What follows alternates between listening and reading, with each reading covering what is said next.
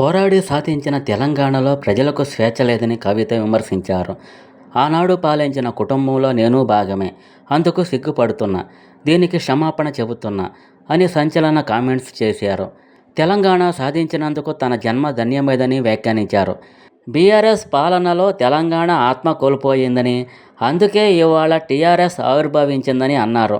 తెలంగాణలోని 3 కోట్ల మందికి అమ్మగా మారాలనుకుంటున్నట్లు స్పష్టం చేశారు. కొత్త పార్టీ ఆవిర్భావ సభలో కవిత తనకు తాను పదే పదే అమ్మగా ప్రమోట్ చేసుకున్నారు. తెలంగాణలోని 3 కోట్ల ప్రజలకు అమ్మలా రక్షణగా ఉంటానని భరోసా ఇచ్చే ప్రయత్నం చేశారు.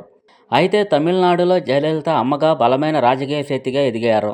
ద్రవిడ రాజకీయాలు అప్పటి వరకు పురుషాధిక్యం ఉండగా జయలలిత దానికి చెక్ పెట్టి చక్రం తిప్పారు.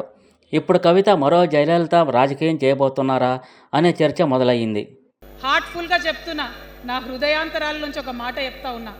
నేను తెలంగాణలో ఉన్న 3.5 కోట్ల మంది తెలంగాణ బిడ్డలందరికీ ఒక అమ్మగా పరిణితి చెందాలనుకుంటున్నా.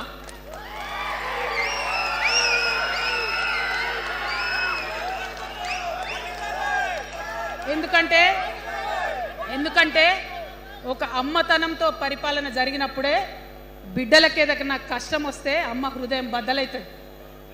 అటువంటి దుఃఖంతో పరిపాలన జరిగినప్పుడే, అటువంటి సంవేదనతో పరిపాలన జరిగినప్పుడే, అటువంటి ఆర్తితో పరిపాలన జరిగినప్పుడే రాష్ట్రం ముందుకు పోతుంది, రాష్ట్రంలో ఉన్న ప్రజల కష్టాలు తీరుతాయి.